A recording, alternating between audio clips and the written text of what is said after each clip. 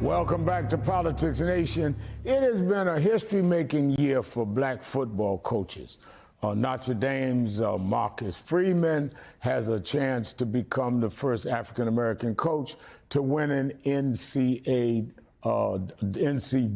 football championship. More than 40 years after that milestone was achieved in college hoops. And there were a record 9 coaches of color in the NFL this year, although that number is already dwindling after a few were fired this past week. It's America's favorite pastime, and the players are over 50% black. Joining me now to talk about that and other topics is Jemele Hill, a contributing writer for The Atlantic and the host of the iHeart Radio podcast, Splolitics. Am I saying Splolitics right, Jemele? I think I got it right. Jemele. You did. Jemele, before we talk sports, I have to ask you about the wildfires raging near your hometown of Los Angeles. You've been very engaged in social media about this tragedy. One fire broke out less than 5 miles from your house before firefighters contained it. First, how are you doing? I got to ask about your mom. And how is the community holding up?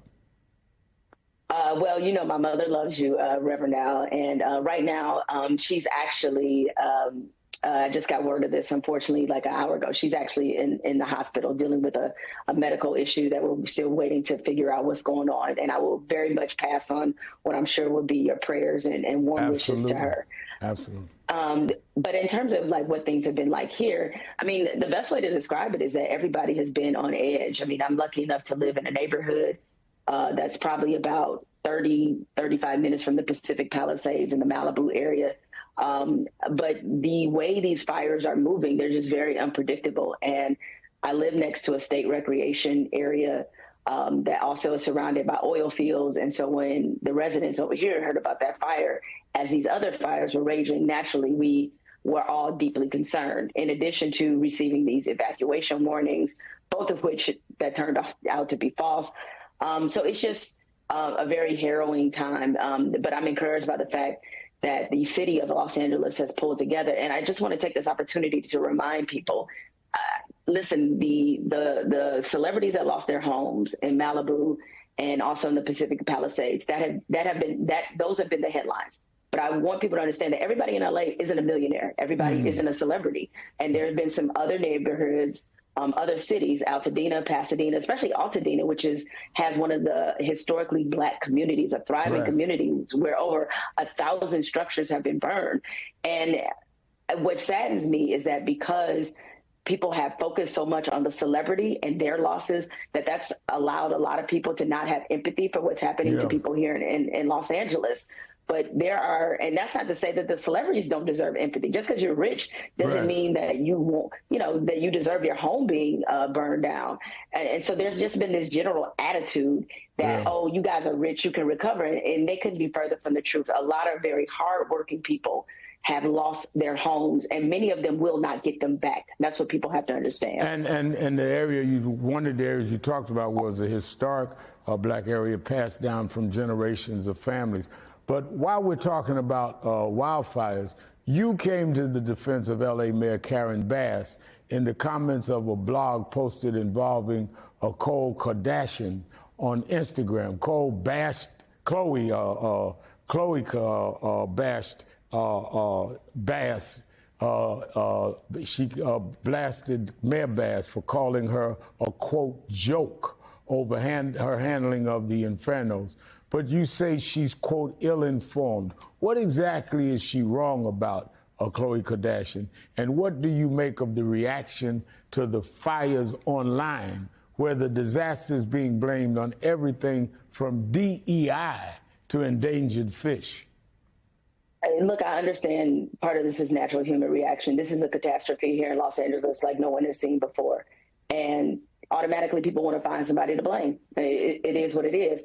But what I would encourage everybody who's watching this program right now to do, Google Khloe Kardashian and the Kardashians and water usage. You'll find some very interesting information because their family alone the amount of water they use is so excessive that it was a news story, a big news story here in Los Angeles. So I find that her comments to call out Mayor Bass, and especially in a moment where people are just trying to survive, you know, and you are one of the most glamorous, privileged families in this city. And so for her to call Mayor Bass a joke, it's just not the time for that. You know, listen, we don't know the source of these fires. It's so much information that we don't have, so much misinformation that has been allowed to really pollute this issue online. You know, between the back and forth between the fire department. Look, the fire chief herself said that even with however you want to frame these cuts, because the fire department did receive a raise, all right, I want everybody to understand that. There was 17 million cut from the budget. Then there was another 50 million that they received in raises and salary because they were in the process of negotiation when this city budget happened. Right. The police, or the fire chief herself, said, okay, on television, that 17 million had nothing to do with why they were unable to fight these fires. The truth is sometimes very unsexy, right, and that's what people don't like. The truth is we had winds that were 100 miles an hour, a municipal water system that is not equipped to fight four to six major fires at one time, because people have to understand the same water the fire department gets is the same one the residents use. All right, so they are not. there's no water system in the country that is equipped to handle a fire of this magnitude. And that is the facts, right? Yeah. And so there will be time to assess Mayor Karen Bass's performance. I don't know if now in real time, as information is coming in and as we're trying to understand that information, if now is the time. And I don't judge Karen Bass. Certainly we need to have people that's concerned, but let's have our priorities right, and let's also not come from a privileged perch and not deal with what's happening on the ground for everybody, as you said. But let's turn back to the NFL and its black coaches. I've been vocal in calling for the league to diversify in coaching ranks, and we've interviewed Miami Dolphins coach Brian Flores right after he was fired a few years back. This year, after the league set a record of coaches of color at the beginning of the season, 3 have already been fired by the end of the season, at the end of the season. Some have argued they're being held to a higher standard than their counterparts. The Rooney Rule was put in place to diversify head coach hires. Is it working as intended, Jemele? Listen, there's mixed success, and there's a lot of people who feel uncomfortable with the Rooney Rule, and I get it, because, you know, forcing these owners to have to interview a minority candidate, a lot of people feel like many of the interviews that happen are sham interviews. On the other hand, you have those that argue that just being in front of an NFL owner, being in front of an NFL team allows a lot of black coaches the experience of going through the process and understanding what that process looks like. But being black in America means constantly being in situations where the goalposts move.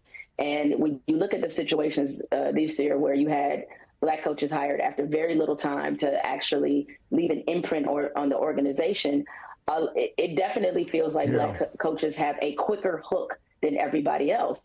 And my thing is, like, when you look at these situations, what do people expect the measure of success to be? I mean, Antonio Pierce with the Las Vegas, Raiders, you know, look at the situation this franchise is in, and it didn't just start with Antonio Pierce. They don't have a quarterback. When you don't have a quarterback, you're probably not going to win a whole lot of games. Yeah. And I just think that they're just being put in a lot of unfair situations.